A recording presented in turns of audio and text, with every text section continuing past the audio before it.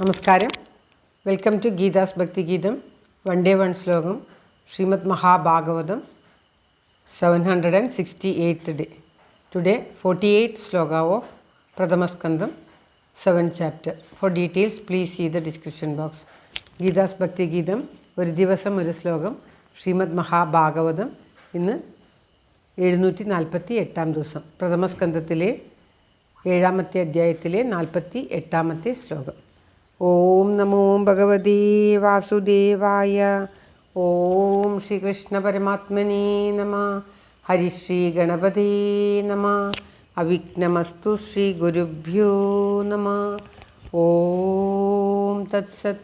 കൃഷ്ണം നാരായണം വന്ദേ കൃഷ്ണം വന്ദേ വ്രജപ്രിയം കൃഷ്ണം ദ്വൈപായനം വന്ദേ കൃഷ്ണം വന്ദേ പ്രധാസുതം. ശ്രീപരമാനന്ദനാഥനായി അദ്വൈതദീപമായി മോക്ഷേക്ഷു വൃന്ദമന്ദാരമായി കാരുണ്യവാരിധിയായി വിഭൂദേശനാം നാരായണൻ മമ മന്ദത മാറ്റണം. ഓം തത്സത്. ശ്രീമദ് മഹാഭാഗവതം പ്രഥമസ്കന്ധത്തിലെ 48ാമത്തെ ശ്ലോകം, 7ാമത്തെ അധ്യായത്തിലെ.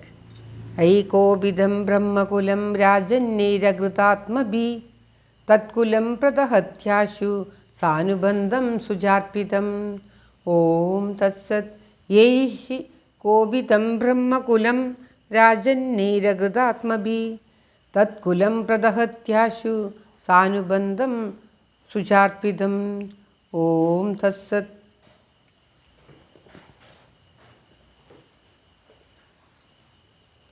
പദം പിരിക്കേണ്ടത് യൈ കോപിതം ബ്രഹ്മകുലം രാജന്യൈ അകൃതാത്മഭി തത്കുലം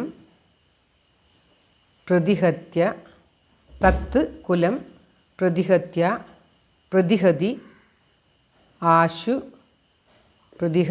ആശു സാനുബന്ധം ശുചാർപ്പിതം. അതായത് അകൃതാത്മഭി അറിവില്ലാത്തവരായ യൈ രാജന്യേ യാതൊരു ക്ഷത്രിയന്മാരാൽ കോപിതം കോപിക്കപ്പെട്ടതായ ബ്രഹ്മകുലം ബ്രഹ്മവംശം ബ്രാഹ്മണവംശം തത്കുലം അവരുടെ കുലത്തെ, അതായത് ആ ക്ഷത്രിയ കുലത്തെ സാനുബന്ധം പരിവാരത്തോടുകൂടി ശുചാർപ്പിതം ദുഃഖത്താൽ ബാധിക്കപ്പെട്ടതായിട്ട് ആശു വേഗം പ്രദഹതി എന്ന് പറഞ്ഞാൽ ദഹിപ്പിക്കുന്നു. അതായത് ബ്രാഹ്മണ മാഹാത്മ്യമാണ് ഈ ശ്ലോകത്തിലൂടെ പാഞ്ചാലി വ്യക്തമാക്കുന്നത്. ബ്രാഹ്മണ മാഹാത്മ്യത്തെ നന്നായി അറിയാൻ തക്ക ബുദ്ധിവൈഭവം ഇല്ലാത്ത ഏതു ക്ഷത്രിയന്മാരാണോ ബ്രാഹ്മണ കുലത്തെ കോപിപ്പിക്കുന്നത്,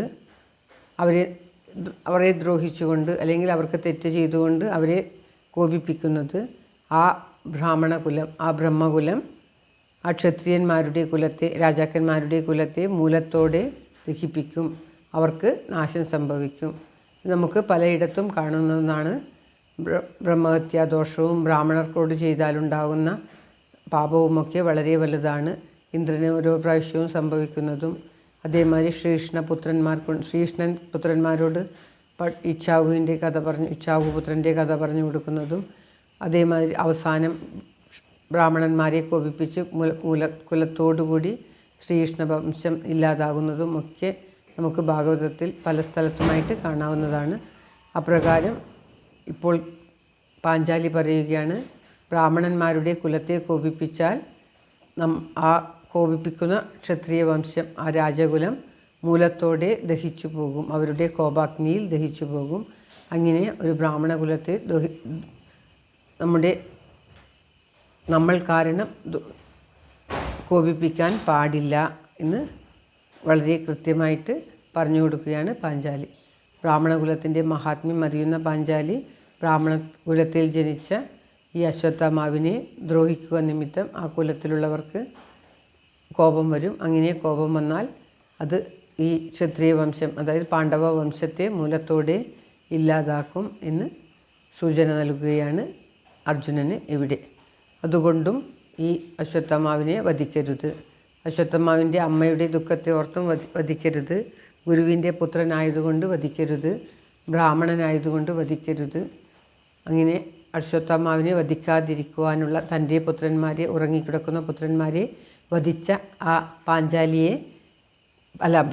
പുത്രന്മാരെ വധിച്ച ആ അശ്വത്ഥമാവിനെ പാഞ്ചാലി സംരക്ഷിക്കുന്ന ഭാഗമാണ് നാം പാരായണം ചെയ്യുമ്പോൾ ഇപ്പോൾ 4-5 ശ്ലോകങ്ങളിലായിട്ട് കേട്ടത്. അശ്വത്ഥമാവിനെ വധിക്കാതിരിക്കാനുള്ള ന്യായങ്ങളാണ് പാഞ്ചാലി ദേവി ഇവിടെയൊക്കെ പറയുന്നത്. ശ്ലോകം ഒരിക്കൽ കൂടി. ഏഹി കോപിതം ബ്രഹ്മകുലം രാജന്നൈരകൃതാത്മഭി തത്കുലം പ്രദഹത്യാശു സാനുബന്ധം സുജാർപ്പിതം. ഓം തത്സത്. അകൃതാത്മഭി എന്നുള്ളത് അറിവില്ലാത്തവരായ എന്നാണ് അർത്ഥം. ശ്ലോകം. സർവത്ര ഗോവിന്ദനാമ സങ്കീർത്തനം. ഗോവിന്ദ ഗോവിന്ദ. എല്ലാവരുടെയും നന്മയ്ക്കും ആയുരാരോഗ്യ സൗഖ്യത്തിനുമായി പ്രാർത്ഥിച്ചുകൊണ്ട് ഈ ശ്ലോകം ഭഗവാന്റെ തൃക്കാൽക്ക് സമർപ്പിക്കുന്നു. Geetha Rajan. Thank you for watching. All the best. Have A very very nice day. God bless you. ദൈവം അനുഗ്രഹിക്കട്ടെ. എല്ലാവർക്കും എല്ലാവിധ ആയുരാരോഗ്യ സൗഖ്യവും നന്മയും ഉണ്ടാകട്ടെ. ഓം തത്സത്.